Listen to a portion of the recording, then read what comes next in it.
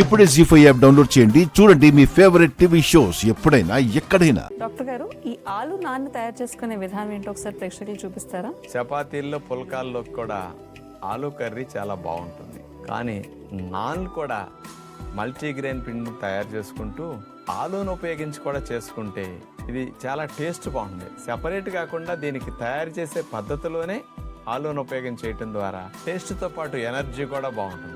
పిల్లలు ఎవరైనా బాగా ఇష్టపడతారు.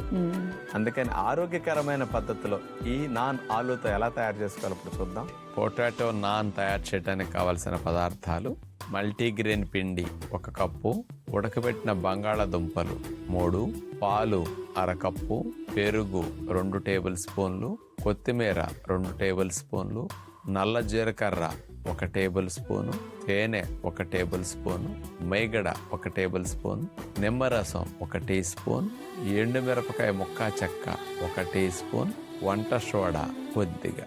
ముందుగా ఒక బౌల్ తీసుకుని అందులో మల్టీగ్రెయిన్ పిండి వేసాం. అందులో వంట సోడా వేసేసి నిమ్మరసం కొద్దిగా వేస్తాం. నల్ల జీలకర్ర ఈ నాన్లో స్పెషల్గా ఉపయోగిస్తున్నాం. ఎండుమిరపకాయ ముక్క చెక్క, గట్టి పెరుగు కొంచెం. పిండిలో వీటన్నిటినీ కలిపేటప్పుడు కావాలంటే కాస్త నీళ్ళ బదులుగా పాలు పోసి పిండి కలుపుకోవచ్చు, గుల్లగా నాన్లు రావటం కోసం. తేనె వేస్తే ఉప్పు లేని లోటు లేకుండా అటు పులుపు ఇటు తేనె ఆ పిండికి చప్పదనాన్ని పోగొట్టి నాన్లు టేస్ట్గా ఉండేటట్టు చేస్తాయి అన్నమాట. బయట ఎక్కడ తేనె వాడరు, మనం తీపి రాకుండా తేనె వాడతాం. అది టెక్నిక్ ఇక్కడ. ఇంకా ఈ పిండి కలుపుకున్న తర్వాత అందులో ఉడకబెట్టిన బంగాళాదుంపలు చిదిమేస్తాం, కొత్తిమీర కూడా వేసేస్తాం. ఇక బంగాళాదుంపతో పిండిని బాగా మెత్తగా కలపాలి. ఇక నాన్కి పిండి సిద్ధమైంది. ఒక 15-20 నిమిషాలు మూత పెట్టి పక్కన ఉంచితే కొద్దిగా సాఫ్ట్గా పిండి తయారవుతుంది. ఇక ఒక బటర్ పేపర్ పైన మేగడ అట్లా రాసేసి పెద్ద సైజుగా ఒక ముద్ద తీసుకుని నాన్ పిండి అట్లా చేతి వేళ్లతో మనకు కావలసినట్టుగా నాన్ని కొద్దిగా మందంగా తయారు చేసుకుంటాం. అలా చేసిన తర్వాత నాన్ స్టిక్ పాత్ర పైన బటర్ పేపర్తోనే నాన్ తీసుకెళ్లి అట్లా బోర్లించి మెల్లగా బటర్ పేపర్ని అట్లా తొలగించేస్తాం. ఒకవైపు మెల్లగా నాన్ కాలిన తర్వాత మరోవైపు కూడా తిప్పేసి మేగడ కావాలంటే కూడా పైన రాసుకొని కాల్చుకోవచ్చు. చూశారు కదా, ఆరోగ్యకరమైన మల్టీగ్రెయిన్తో పొటాటో నాన్ సిద్ధమైంది. చూసారు కదండి, మరి డాక్టర్ గారు చూపించిన విధానంలో మనమందరం కూడా ఇలా ఆలు నాన్ తయారు చేసుకుంటే ఆరోగ్యానికి ఆరోగ్యం, అలాగే టేస్ట్ కూడా వస్తుంది. డాక్టర్ గారు, మరి ఈ చైర్ సహాయంతో చేసే ఈ వ్యాయామాలు వెయిట్ రిడక్షన్కి ఎలా ఉపయోగపడతాయి ఒకసారి చూపిస్తారా? అంటే వయసులో ఉన్న వాళ్ళకి చైర్ లేకుండా కూడా నుంచుని చేస్తే తగ్గేవి చాలా ఉన్నాయి. కానీ కొద్ది వయసు పెరిగిన వారు, బాగా లావ్ అయిన వారు, కాస్త నడువు నొప్పి ఉన్నా కూడా స్ట్రైట్ గా కూర్చుని చేసి వెయిట్ తగ్గించుకునే ఉంటాయి. మన నెలకి 2 కేజీలు 3 కేజీలు సులభంగా తగ్గించుకోవచ్చు. కొద్ది ఆహార నియమాలు ప్లస్ ఇప్పుడు మనం చూపించే చైర్ ఎక్సర్సైజ్ చేస్తే అవి వెరైటీస్ అన్ని చూడండి. ఇప్పుడు ఒకసారి కింద కూర్చోలేని వారు కుర్చీలో కూర్చుని కాళ్ల బరువు, కొవ్వుని కరిగించడానికి ఉపయోగపడే సులభమైన వ్యాయామాలు. కుర్చీలో మనం చివరికి జరిగి కూర్చుని చేతుల్లో పైకి లిఫ్ట్ చేస్తాం. ఒక చేతుల దగ్గర నుంచి అట్లా మడిచి ఒక చేయి మీద ఒక చేయి అట్లా పైకి పెడతాం. ఒక కాలు చాపేస్తాం, ఒక కాలు మడుస్తాం. ఏ కాలు మడుస్తామో ఆ చేయి కింద పెడతాం. అట్లా అప్ అండ్ డౌన్ మూమెంట్ చేస్తాం. చేతుల్లో కాళ్ళను కూడా ముడవటం, కాళ్ళను చాపటం. ఇట్లా చేతులు కాళ్ళ మూమెంట్ సింక్రనైజ్ చేస్తూ చేయాలి. అట్లా ఇక రెండవది చేతులు పైకి లిఫ్ట్ చేసి అట్లా పెట్టి ఒక కాలు మడవటం, ఒక కాలు చాపటం, ఒక కాలు మడవటం, ఒక కాలు చాపటం. అట్లా స్పీడ్గా చేసే వ్యాయామాలు అన్నమాట. అట్లా ఒక 15-20 రౌండ్లు చకచక ఒక హాఫ్ మినిట్ 1 మినిట్లో చేసేయచ్చు. మీరు నిదానంగా 1 నిమిషం 2 నిమిషాలు పెంచుకుంటూ వెళ్ళొచ్చు. ఇక మూడవది చేతులు కుర్చీ వెనకాల అట్లా పట్టుకుని 2 కాళ్ళని కలిపి చాపేస్తాం, కలిపి ముడుస్తాం. కాళ్ళను చాపాలి, కాళ్ళను ముడవాలి. అట్లా స్పీడ్ మూమెంట్. అందుకని కాళ్ళకి బరువు తగ్గటానికి, మోకాళ్ళల్లో జిగురు బాగా పెరగటానికి, నొప్పులున్న వారికి నొప్పులు పెరగకుండా బరువును, మోకాళ్ళ నొప్పులు తగ్గించుకోవడానికి బాగా ఉపయోగపడతాయి. ఇక నాలుగవది చేతులు అట్లాగే పెట్టేసి కూర్చుంటాం.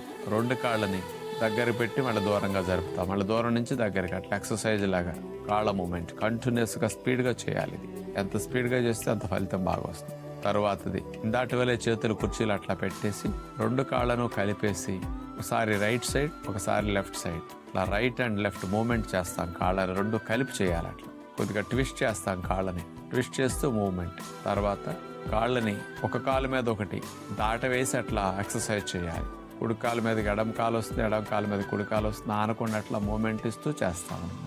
జాగింగ్ లాగా కుర్చీలో కూర్చునే పాదాలని ఇటించి అటు, అటించి ఇటు, పైకి కిందకి లేపుతూ మూమెంట్ చేస్తాం. సార్ థైరాయిడ్ ఉంది సార్ నాకు. ఆహా, దానివల్లనే టీవీలో మీరు చెప్పింది కూడా అన్ని పాటిస్తుంటాను సార్. ఆ మొలకలు తినడం అట్లా అవన్నీ. ఇప్పుడు మీ ఎంత ఏజ్ అమ్మా మీకు? 42 సార్. థైరాయిడ్ సమస్య వచ్చి ఎన్ని సంవత్సరాలు అవుతున్నది? 14 years అవుతుంది సార్. టాబ్లెట్ రోజు వాడుతున్నారమ్మా? రోజు వాడుతున్నాను సార్. థైరాయిడ్ వల్ల ఇంక ఇతర ఇబ్బందులు ఏమన్నా ఉన్నాయమ్మా? అదొకటేనా?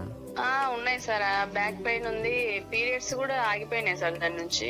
ఇప్పుడు 42 సంవత్సరాలకి మరి మెనోపాజ్ వచ్చి ఆగిపోయినాయి పీరియడ్స్ ఇప్పుడు? అయిపోయింది సార్. నేనే టెస్ట్ చేయించుకుంటే. ఎంతకాలం అయింది? 1 year అవుతుంది సార్. 41కే క్లోజ్. బ్యాక్ పెయిన్ తగ్గటానికమ్మా మనం చూపించే ఆసనాలు ఉదయం సాయంకాలం ఒక పావు గంట 20 నిమిషాలు ఉదయం, పావు గంట 20 నిమిషాలు సాయంకాలం చేయండి అమ్మా. సరే సార్. ఉష్ట్రాసనం, భుజంగాసనం, ధనురాసనం, అర్ధచక్రాసనం, ఈ 4 ఆసనాలమ్మా ఉదయం 1-2 సార్లు 20 నిమిషాల సేపు చేయండి. సాయంకాలం పూట కొద్దిగా పొట్ట ఖాళీగా ఉన్న సమయంలో ఈ 4 ఆసనాలు మళ్ళీ రిపీట్ చేసుకోండి. ఇక వేడి నీళ్ళ కాపడం పెట్టుకోవటం కానీ, వేడి నీళ్ళ షవర్ కానీ నడుము మీద పడేటి జాగ్రత్త పడితే నడుము నొప్పి తగ్గడానికి బాగుంటుంది. తగ్గే వరకు ముందు కొంచెం ఆసనాలు, ముందు కొంచెం వ్యాయామాలు, బరువులు లేపటం, ముందుకు వంగి కాస్త కింద కూర్చుని లేగటం అనేది ఇట్లాంటి వాటిని తగ్గించుకుంటే మంచిదమ్మా కొంచెం. ఇక థైరాయిడ్ మరియు ఇతర హార్మోన్ సమస్యలన్నీ తగ్గటానికి, మళ్ళీ జుట్టు కొంచెం బాగా రావటానికి, హార్మోన్స్ ఉత్పత్తిని పెంచే ఆహారాలు మీరు కనుక ఉదయం సాయంకాలం మార్చుకోగలిగితే మీకు ఇంప్రూవ్మెంట్ వస్తుంది. అంటే మీరు ఒక మొలకలు ఆచరిస్తున్నానన్నారు, ఒక మొలకలు ఒక్కదానికే సెట్ కావు. మొలకలతో పాటు ఇంకా ఆహారాల హార్మోన్స్ ఉత్పత్తి చేసే మోతాదు ఎక్కువ పెంచాలి. అది 20-30% మారితే కుదరదు. 60%, 70% న్యాచురల్ ఫుడ్ తింటే హార్మోన్ సమానంగా ఉత్పత్తి అయ్యే అవకాశాలు ఉంటాయి. కానీ దాని కొరకు మీరు ఏం చేయొచ్చు అంటే ఉదయం పూట మనం అనుకున్నట్టు వెజిటబుల్ జ్యూస్ కానీ, బూడిద గుమ్మడికాయ జ్యూస్ కానీ, ఇట్లా కాంబినేషన్లో మిక్స్డ్ సొరకాయ ఇట్లాంటి వేసిన జ్యూస్ కానీ ఏదన్నా ఒక గ్లాసు 250-300 ml జ్యూస్ తాగండి అమ్మా. పోషకాలు బాగా వెళతాయి.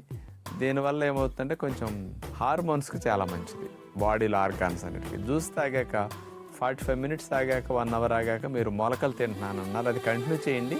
మొలకలు తిన్నాక ఏదన్నా 1-2 రకాల ఫ్రూట్స్ కడుపు నిండటానికి వాటి కాంబినేషన్ ఇచ్చి తినండి. మార్నింగ్ ఇట్లా తీసుకుంటే మీకు దగ్గర 30-35% ఆహారం న్యాచురల్ ఫుడ్ తిన్నట్టు అవుతుందమ్మా. ఈ స్ప్రౌట్స్, ఫ్రూట్స్ అనేది హార్మోన్స్ ఉత్పత్తి చేయడానికి బెస్ట్ డైట్ అని చెప్పొచ్చు. ఇక మధ్యాహ్న పూట ఆహారాలు మీరు మార్పు చేసినా చేయకపోయినా సాయంకాలం ఆహారాలు మాత్రం మెయిన్గా మార్చాలి. హార్మోన్ సమస్యలు ఉన్న వాళ్ళకి. జుట్టు ఎక్కువ ఊడిపోతున్నది అంటున్నారు కదా, బాదం పప్పు ఒకటి, పుచ్చగింజల పప్పు, ఈ 2 జుట్టుకు బాగా ఉపయోగపడతాయి. ఇక దీంతో పాటు మీకు ఇబ్బంది లేకుండా ఉంటే గుమ్మడి గింజలు, పొద్దుతీరుడు పప్పు ఇట్లాంటి విత్తనాలు కూడా ఏమన్నా పెట్టుకోండి. బాగా ప్రోటీన్ ఎక్కువ ఉండి జుట్టుకు బాగా రిప్లేస్మెంట్కి మంచి సోర్స్ ఇది. ఈ నానబెట్టుకున్న విత్తనాలు కాస్త ఏదన్నా డ్రై ఫ్రూట్స్ లాంటివి నంచుకుంటూ తినేసి సీజనల్గా మీరు సాయంకాలం పూట ఉడికిన ఆహారాల బదులు మళ్ళీ ఈ సీజన్ ఇప్పుడు మ్యాంగో దొరుకుతుంది, మ్యాంగో తినండి. సపోటాలు, సీతాఫలాలు వస్తాయి, అట్లాంటివి తినండి. ఏదన్నా ఇంకా జామకాయ, కర్బూజా, పుచ్చకాయ ఇట్లాంటి ఫ్రూట్స్ కూడా తినండి. ఈవినింగ్ మాత్రం ఉడికిన ఆహారం తినకుండా జాగ్రత్త పడండి. ఆహారం 2 పూటలు ఇట్లా మార్చుకుంటే థైరాయిడ్ హార్మోన్స్ అమ్మ మీకు ఇంప్రూవ్ అవుతాయి బాగా. ఆకలి విపరీతంగా అవుతుంది సార్, అదే కొద్దిగా ప్రాబ్లం అవుతుంది.